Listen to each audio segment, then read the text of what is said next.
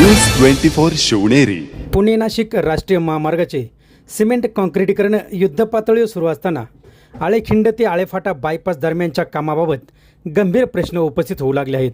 कोट्यवधी रुपये खर्च करून उभारल्या जाणाऱ्या या महामार्गाच्या साईड पट्टीच्या भरावासाठी मुरमाऐवजी चक्क मातीचा वापर होत असल्याचे दिसून येत असल्याने नागरिकांमधून संताप व्यक्त होत आहे. महामार्गाचे काँक्रिटीकरण म्हणजे केवळ रस्ता मजबूत करणे नव्हे, तर त्याच्याकडे साईड पट्टीही तितकेच भक्कम असणे आवश्यक असते.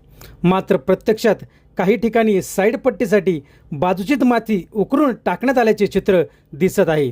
पावसाळ्यात हीच माती वाहून गेल्यास काँक्रीट रस्त्याच्या कडेच्या उघड्या पडल्याने आणि भविष्यात अपघातांना निमंत्रण मिळण्याचा धोका निर्माण होऊ शकतो. स्थानिक नागरिकांच्या मते शासनाच्या निधीतून होणाऱ्या कामात दर्जेदार साहित्य वापरणे अपेक्षित असताना निकृष्ट कामाला खतपाणी घातले जात असल्याची शंका निर्माण होत आहे. कागदोपत्री मुरम आणि प्रत्यक्षात मात्र माती असा प्रकार सुरू होत असेल तर हा केवळ कामातील हलगर्जीपणा नसून जनतेच्या पैशाची उधळपट्टी ठरेल, अशी तीव्र प्रतिक्रिया नागरिकांनी व्यक्त केली आहे. विशेष म्हणजे पुणे नाशिक महामार्ग हा राज्यातील अत्यंत वर्दळीचा मार्ग असून दररोज हजारो वाहनांची ये-जा या मार्गावरून होत असते.